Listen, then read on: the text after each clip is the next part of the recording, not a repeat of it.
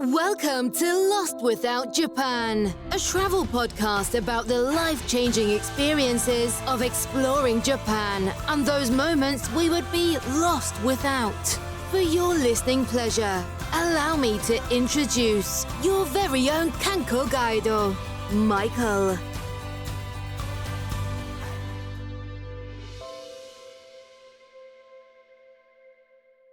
Welcome to this week's episode of Lost Without Japan, a podcast based on Japan and your lost without moments. This is your director of travel for TKIC Studio Productions, coming to you with positive thoughts and excitement for your next journey to Japan and his own return next summer. I'd like to thank you for giving me a bit of your time today and truly hope that this podcast finds you in a good place or on the path to a better one, no matter how it may seem at this moment. My belief is that we can all use a beacon like this one in our lives to help guide us during these times, and my hope is that Japan, along with this show, will become that for you. If you're new to the podcast, welcome.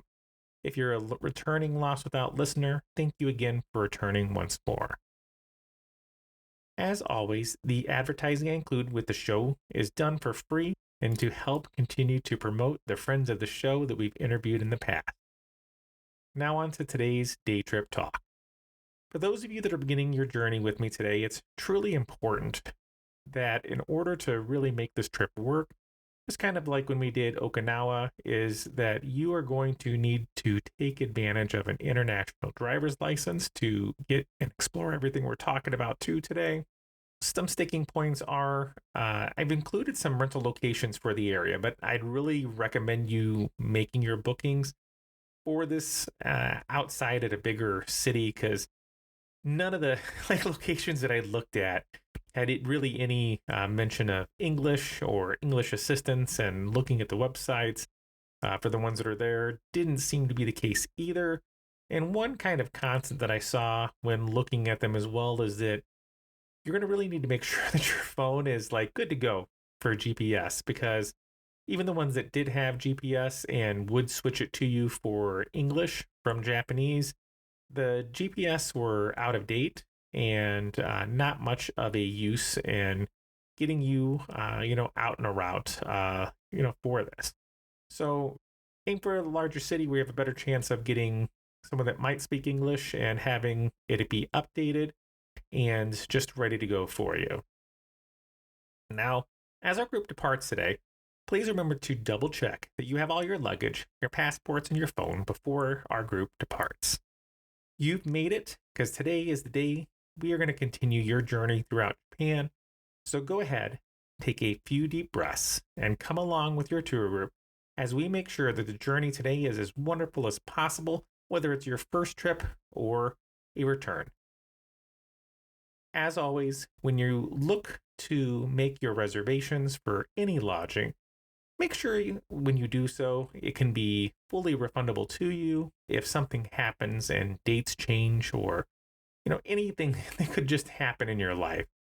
Remember, you can always reach out to the show at lostwithoutjapan@gmail.com or at lostwithoutjapan on Instagram. If I can answer questions or be of any assistance while on our journey together, when you're, out even traveling on your own, don't hesitate to reach out.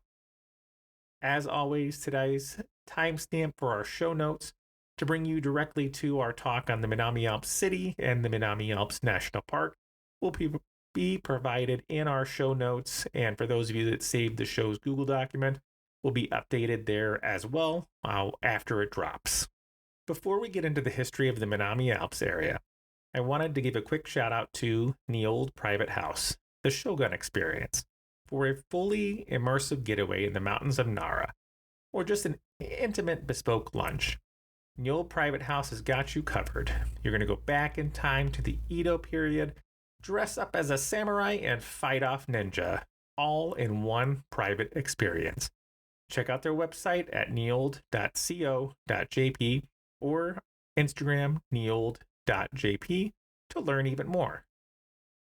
Let's go into today's talk by discussing a bit about the city of the Minami Alps and the national park as well. The city of Minami Alps has a population of around 71,618 and is situated in the Yamanashi prefecture. Minami Alps is Yamanashi's prefecture's third largest city and offers a great variety of food and events that could really add a lot to your schedule. Festivals are listed on the city's website, but pictures for the following festivals that I found are from 2017, which means that, like a lot of cities in Japan and just around the world, they're kind of still in that process of getting everything back to how it was with those festivals. Some have come, some have gone. New ones may appear, but the one that would be most interested in sharing with you is the Tokichi Festival that takes place in February around the 22nd and 23rd. And it's kind of a huge, giant flea market from you stateside or outside. It's like a bunch of just various people selling things that you can end up purchasing, tons of stores. And the cool thing about this event is it's, traditional Japanese crafts, things to bring home, things to get for others, on your trip.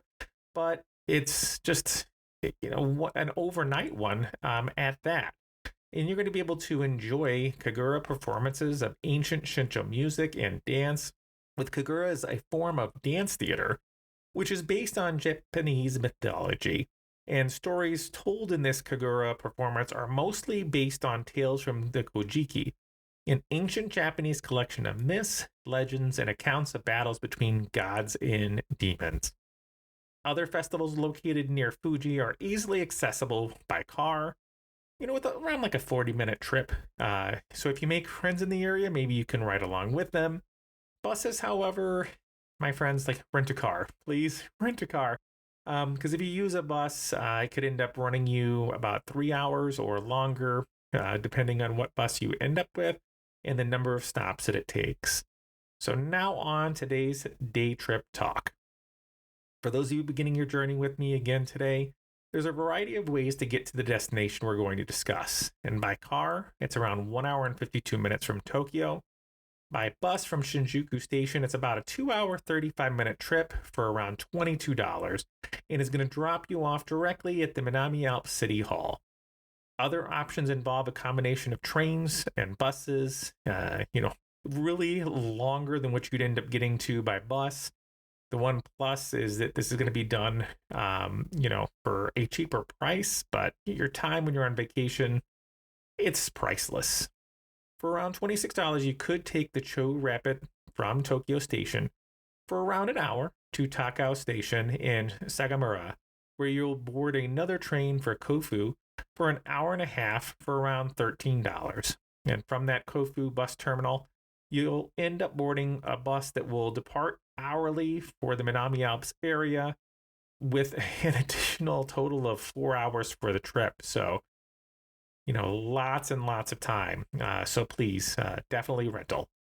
We're going to split our day trip talk today kind of into two different sections, and you could kind of combine what you want to. It really depends on where your lodging is and what you're looking to do. Are you looking to relax and enjoy a city that's not normally, going to be one that's going to be on a tourist radar?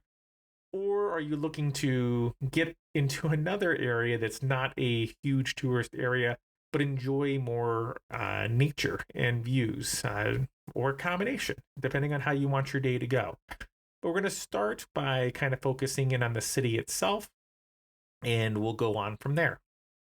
Now, with that out of the way, let's look into our lodging for today. Now, I described the super hotel Yamanashi Minami Alps as a business hotel.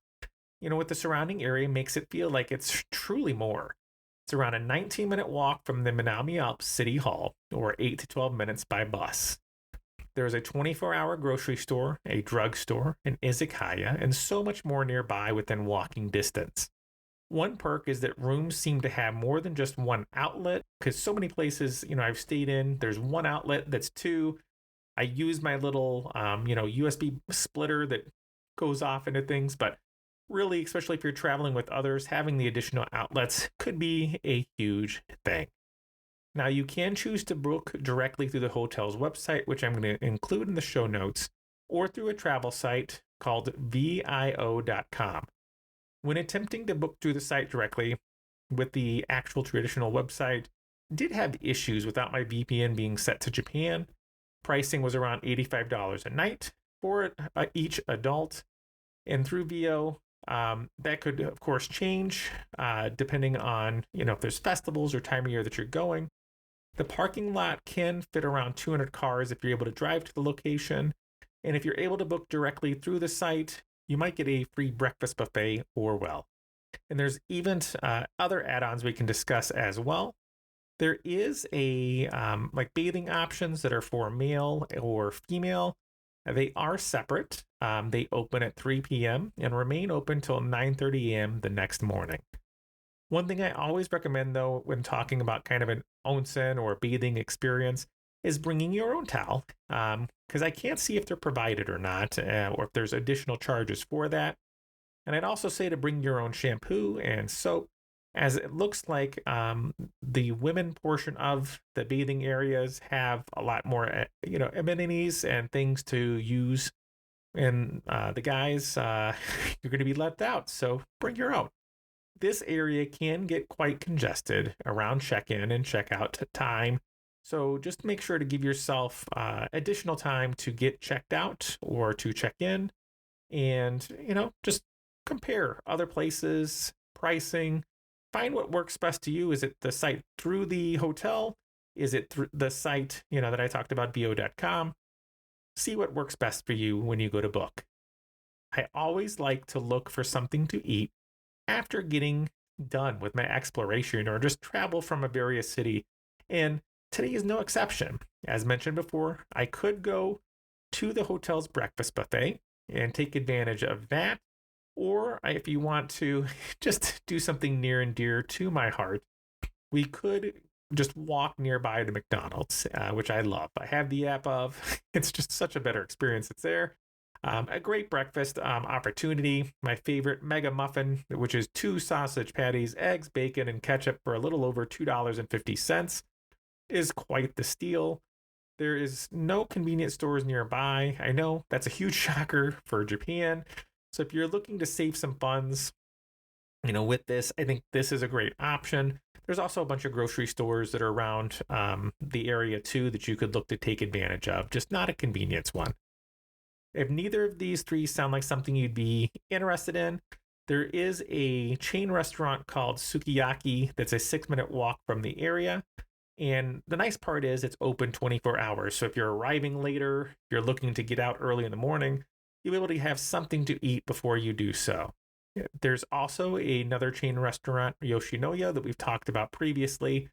And they are open from 8 a.m. and open as late as 10 p.m.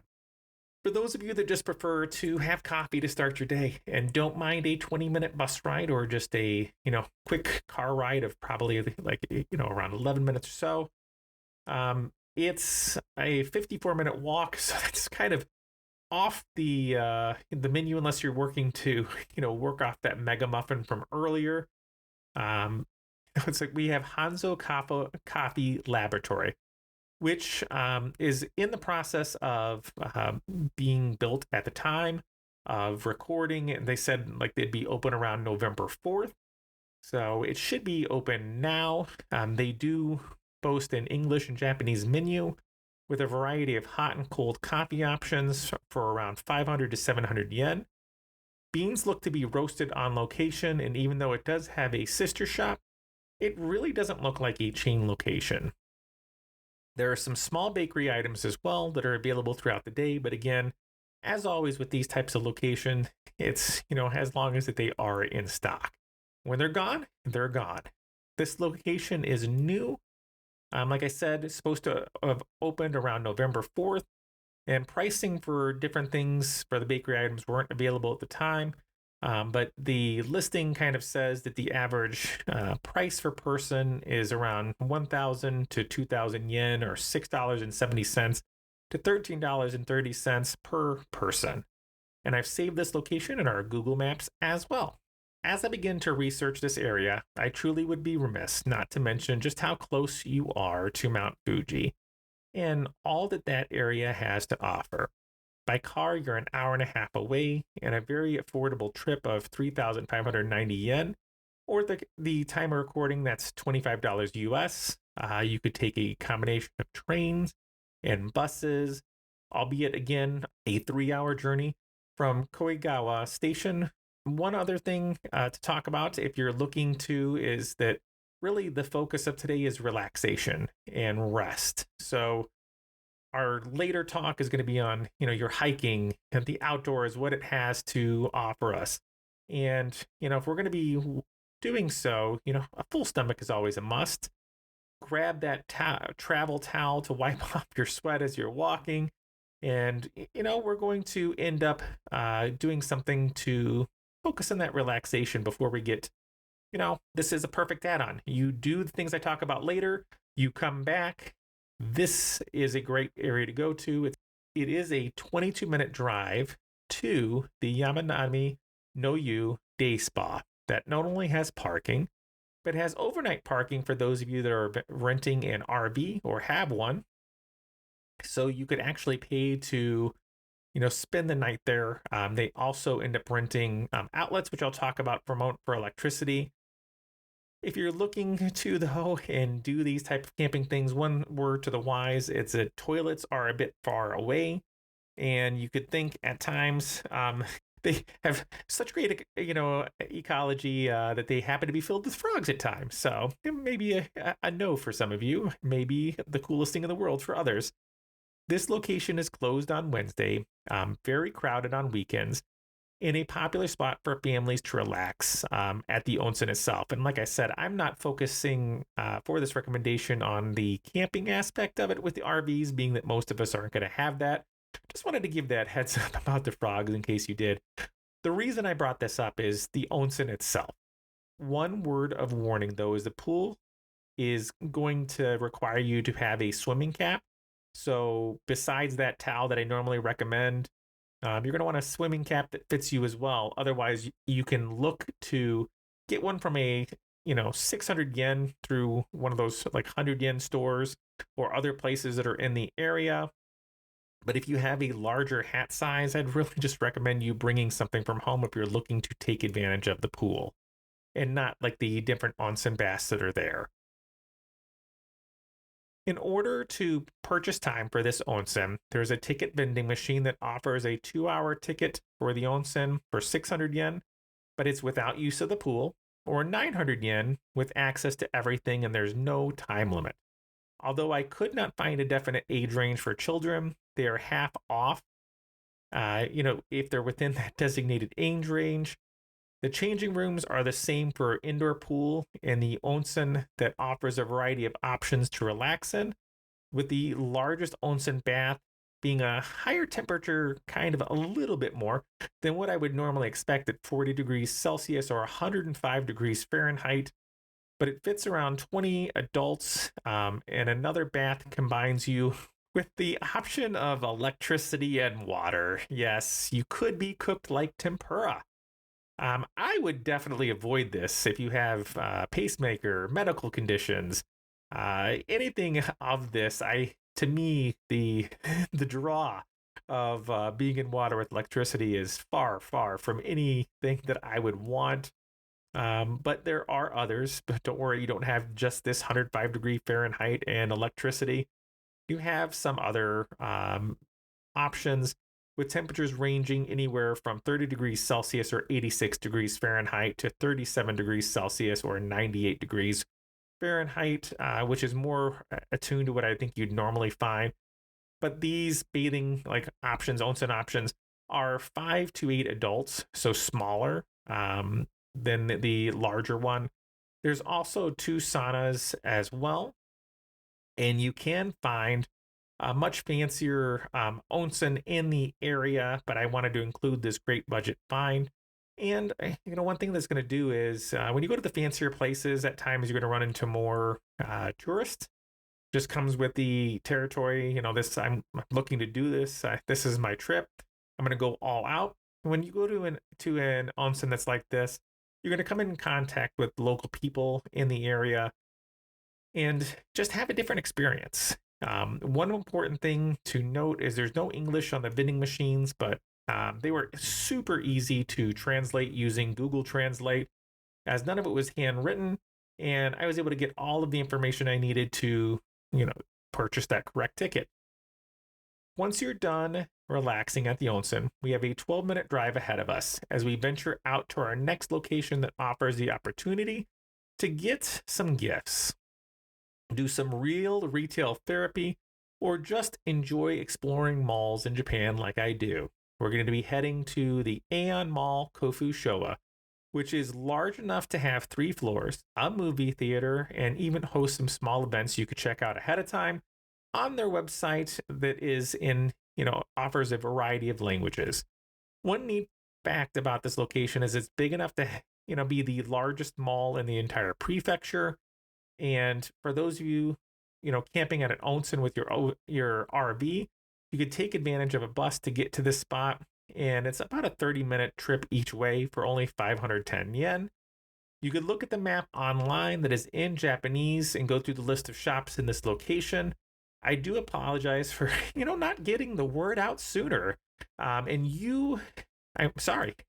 You've missed seeing Baby Shark in concert in Japanese in Japan. I will look for future endeavors, my friend, and try not to let that slip. Although it does have a big parking lot, it can be at times hard to find that spot that you're looking for, especially in the main lots during the busiest times on weekends or just, late afternoons. One thing that may persuade you, though, to park further away, besides just not battling everyone for that parking spot, is go to the top level of the parking garage, not the lower level or main area that you have. And not only are you most likely avoiding some of the chaos of the main parking area, but if it is a clear day, you can really see a decent view of Fuji as well. And if you're in Japan, for a while, that Fuji can be so elusive. So I try to take every chance you can to see it. So if you are lucky enough to see that, why not buy a lotto ticket as well? And who knows? You might end up being able to pay for your next trip to Japan. Weekends are the busiest time, with most of the crowds arriving after 4 p.m. If you're looking to take advantage of any of the restaurants, it's recommended to go at off times as they are extremely busy during normal dining times. The mall also has an area with animals that you could see, kind of like a zoo, but not really. Just a store that has things that are birds, chicks, parakeets, owls, meerkats, tortoises, donkeys. I kind of had an experience like this at Mall of America. One thing to note, though, is that everything's going to be in Japanese. So if there are any forms or things to sign, Google Translate it up.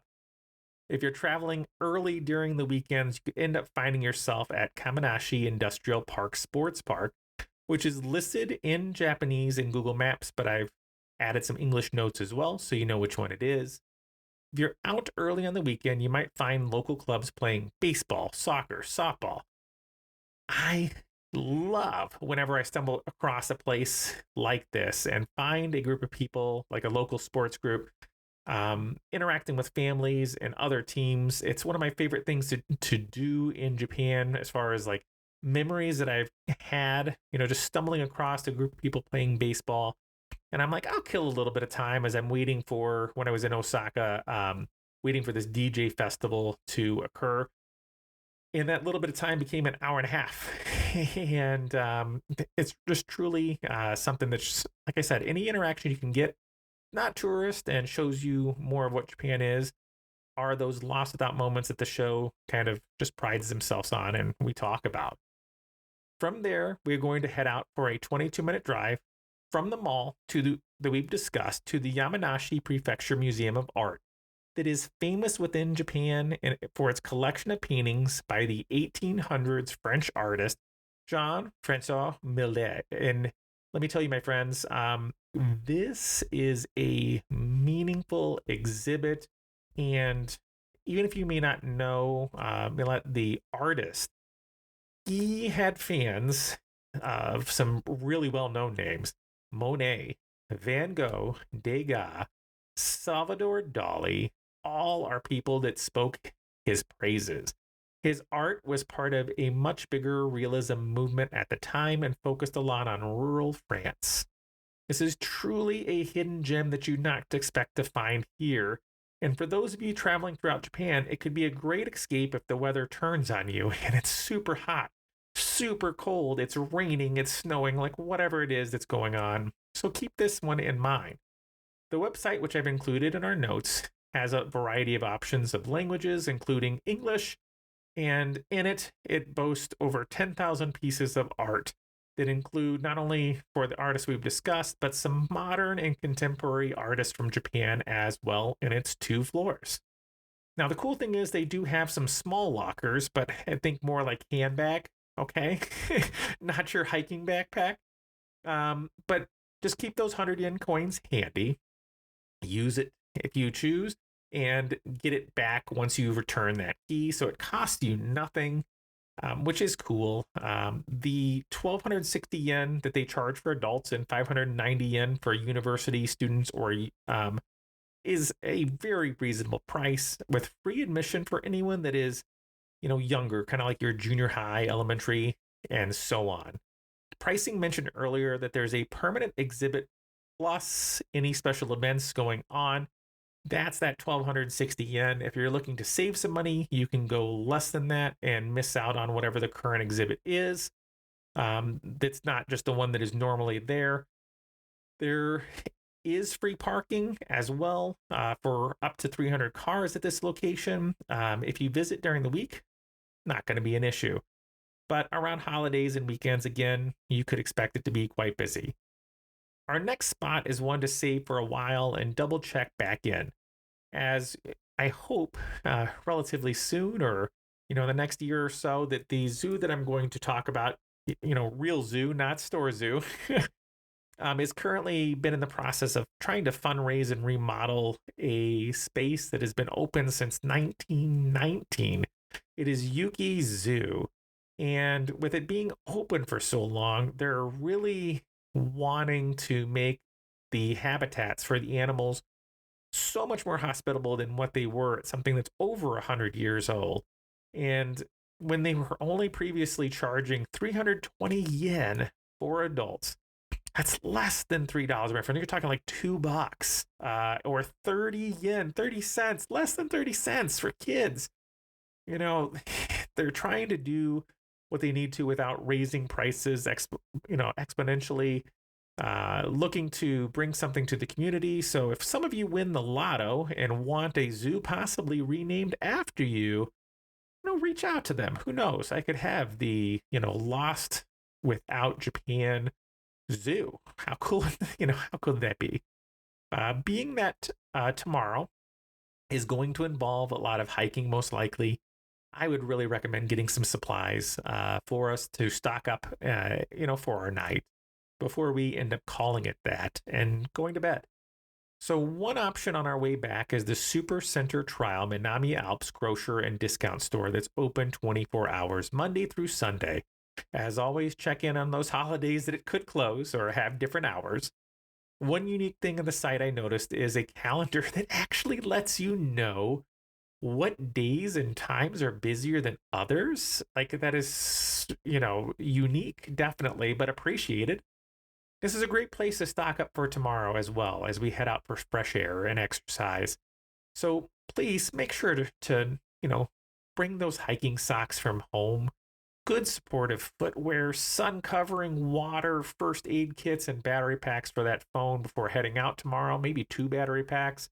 One thing I read recently in the news is that those of you that have an iPhone 14 and 15, you actually have an emergency satellite feature on your phone. So if you don't have cell phone service, and that could happen in the area that we're going into today, depending on how deep you go. So that's really I'm saying, like, please bring these backup batteries, my friends. But what can happen is, if you're unable to make a call, you can kind of hold the side of the phone. It brings up this emergency call option. And what it will do at least for some time. And this, if you're listening to this and the iPhone 17 is out or 18, whatever it is, I think it's only good for like 2 years, but you can end up taking use of a satellite connection to text or talk with emergency people. And this is actually come in handy for people that have been stranded in the wild and cause them to actually be rescued. So, pretty cool option. And one of those things where, you know, I would also say like there are some translation apps. Like I love Google Translate or other ones that you need a internet connection to get to, but let's say you're stuck in that situation where you need the emergency satellite and you don't have access to the internet. Downloading a translation app that will allow you to put Japanese onto your phone so that you can actually do that translating back and forth to communicate if you need with emergency services is really one I would recommend. And some of these like require like a monthly subscription. Fine, like the week or the couple weeks that I'm there, make it for that time. If it's a month, if it's 2 months that you have to pay for it, it's worth it. This is going to quickly become something I add to my trip in addition to that, health coverage, where if I need to go to a hospital that I can. These things are quickly just becoming must-haves, when you're traveling all throughout the world. Now, one other thing that I want to say is that when you go to grab camping supplies, if you didn't bring your own, there's also Sports Depot Kofu Showa on that store is about 33 minutes by bus or 18 by car from our lodging and is a great place to get camping, stoves, supplies. If you're actually going to be taking advantage of camping, or some of the campsites to cook at, I've saved this location in our maps as well. After our day of relaxing, we can call it a night and, continue our day trip in the morning as we head out to the area known as the Minami Alps National Park. I have saved a bit of surprises for today's activities that are really not super well known for tourists. And I mean that not even just for people outside of Japan, even within Japan, there were so many people that stumbled across this area that were like, I was staying in the area, and the only reason I knew about this was my hotel had a pamphlet or a handout that said that this was even an option for me. So this is quickly becoming something that I am going to make sure to add on, if it's not for myself this upcoming summer, for when my daughter and I go for her first trip in a few years' time. Now, one other thing that came up to my attention while doing the research is that the national park is not what you would think from back home. Like if I say I'm going to go to the Grand Canyon National Park or whatever it is it's here, I'm expecting roads. I'm expecting lodging. I'm expecting streets. I'm expecting parking, like this infrastructure that is there. This is not what you're going to find, my friends. This is more just a general nature area that may have some trails and may have some roads. Many of these roads have restrictions on them. They may be closed at certain times. So, we're going to venture in a little bit, but I would really end up, as we'll discuss later on, having a guide if you're looking to go deeper into it. For this portion, I cannot, recommend that enough. Find that service that, even if they say they do guides or hiking for elsewhere, and just ask if they will accomplish, with you what you're looking to. This area is different from what we've normally discussed, and it's kind of a bit like what we discussed with Peter for skiing and snowboarding in a episode that is, a while ago now. But it's truly like when you're doing these activities, you want to be as safe as you possibly can and avoid any unnecessary time in the hospital, just from not being prepared. So when we're talking about this next area, I'm going to choose lodging. It's really what do you want to focus on in this area? And then look for lodging that is nearby for you to do what you're looking to. Sounds simple, but when you begin to explore this map, you'll really understand how important this is, as travel times vary so much. Now, there are 7 places nearby our activity that we're going to talk about today that you could look into staying. And they're kind of like the temple experiences where you're going to be staying at a temple. For your lodging, you're going to be actually on site, super simple, stays, nights, and air conditioning you're just gonna have to make sure you have, or heating. Probably less the concern during those times, but the extreme hot and extreme cold could make this experience one way or the other not good. So my choice for lodging for our group today would have been the Shukobu Taikabo, which is a Japanese, again, the temple stay experience. And when I went to look to book it through their site, was having issues of it being there. And then when I went through booking.com, I mentioned that they are not currently accepting reservations at the time, but is really one I would keep in the back of my mind and just look to see if it's available, because the reviews were simply glowing. I mean, just everybody just gushing about their amazing time and life-changing experiences that they had there. And even with a shared bathroom, for the room, that had basically for amenities like free toiletries and a hair dryer, some Wi-Fi and a vegetarian breakfast for your stay. You'd think that may not be that much, but they seem to go over and above to make you and your time there be just simply wonderful. Now, since that previous location is not accepting reservations, I went with my 1A choice. And it's really it's not much removed from the previous one. It actually offers some things that would put it ahead. Now, with this temple stay that I have for our second place that we're talking about is Kakurenbo, which does offer, like I said, some things that weren't in the past. One that we talked about, they have some staff that speak English. They have English menus, and the rooms are huge, like 4 times what you would normally expect at a business hotel if you were in Tokyo. And you can stay there without worries, that it might come with some sort of translation, barrier gap that's here. And you're going to have a comfy futon for the night. The rooms are simple, but the views that they have here and the other location and the vegan options you can choose from could really make this stand out for you. This, location, the previous one, they have so much to offer to your stay. From there, we're going to head out to the Gyeonggi Buddhist Temple before making our way to the surprise of the day, which is the Munubosan Ropeway. The Gyeonggi Temple was founded back in 1281 and offers free admission, with donations, of course, being accepted. So please throw them something, with this. You can translate the website into English and read even more about the site's history, the charms that are offered, and things you can purchase while you're there. And from there, we're going to head out to the parking that is by the ropeway that is going to take us to the top of Mount Minobu. Don't need to tell anyone back home that you didn't, do the hike and climb for it. The parking lot is a great spot, not only for this ropeway, but it is awesome. So much so. It has all of these different temples and things that are here. We'll talk about that in a moment. The ropeway is 1,600 yen round trip for adults, and for high school students, 960 yen one way. Children from the age of 4 through elementary school is 800 yen round trip and 500 yen one way. Quite a few people mention hiking either up or down this trail to and from that location, like basically the length of the ropeway. But many people mention that that ends up giving you a 2-hour adventure. So kind of, the show recommendation be, hey, ride that up, ride it back down. You can do some hiking in that area, but save yourself, especially if it's hot or cold.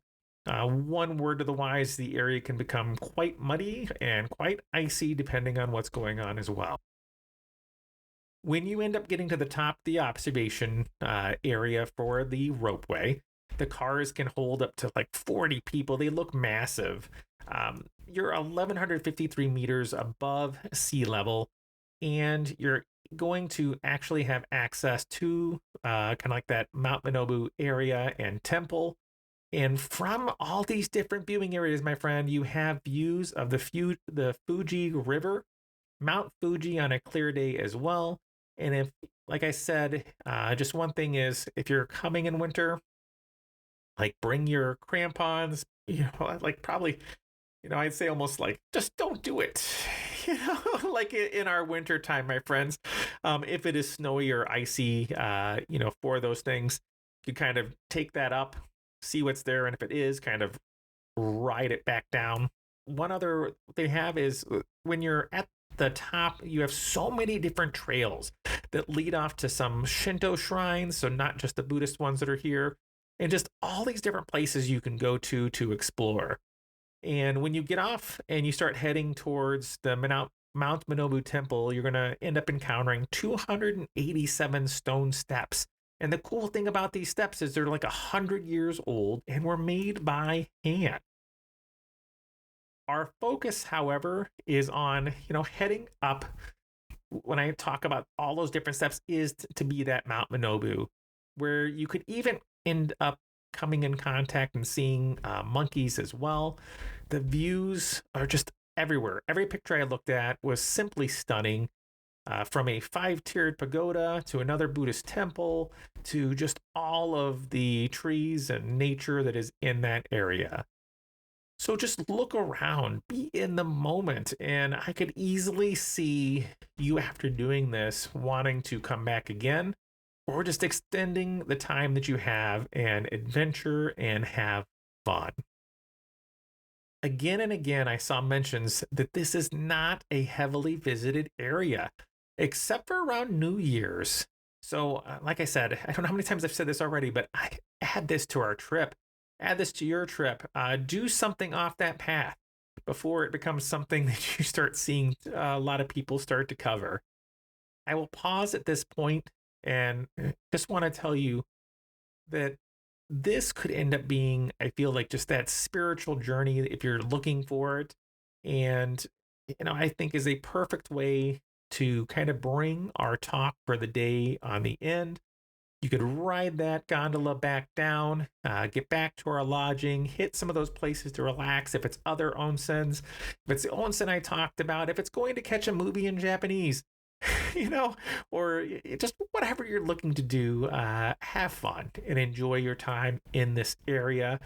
Remember, if you're going to be looking to make your bookings, make sure that if you're making that, it can be refunded, and that if you're booking, see how many beds they have, so that everyone that's coming with you has a bed if they're looking to. For those of you with Netflix, kind of not part of our day trip talk, but Japan, if you enjoy some fun TV from Japan, I can wholly recommend The Full-Time Wife Escapist. It has been a while since I found a show that has made me laugh and also hit me, straight in the heart at the same time as well. If you've watched it or end up doing so after the recommendation, reach out. Tell me what you think. For our housekeeping, please give a follow, a like, and comment on your favorite streaming service. For updates on the show, feel free to give a follow on our Instagram at Lost Without Japan. If you've enjoyed today's show, feel free to support the show by exploring the show's Patreon, which will be in our show's note. Thank you to our members who have donated. You're continuing to help save towards microphones for our trip the upcoming summer, where I'm looking to try to record as much audio as I can to share with you. I hope you've enjoyed our last episode, which was just Sounds in Japan. Nihongo Jobs, powered by Kasha at Ikigai Connections. If your dream is to build a career around your Japanese/English language and or culture skills, check out Ikigai Connections for country-specific resources and inspiring senpai success stories. If you're specifically looking for a Japanese job in the US, end up checking out nihongojobs.com. Looks like we're ready to call it a night now as we begin our next adventure. We're going to end up trying to set something up where it's just not a, day here kind of sporadic, but end up having our day trips that could kind of connect to each other and kind of be like a route that you could travel for a little bit and see how that goes. So give me your feedback and we'll take that into consideration as we move forward. On behalf of the Lost Without Japan entire crew, I'd like to thank you for joining us on this trip, and we're looking forward to seeing you on board again in 2 weeks for our next episode. The song of the show today is Radio Star by Subway Daydream, who only has like 5,000 people on their YouTube right now. This is like their first full album, And I say they hit it out of the park. I hope you enjoy the music. Check out the album. Go support them. Just to everyone, thank you so much for all that you do and for continuing to be on this journey. Oginki Day.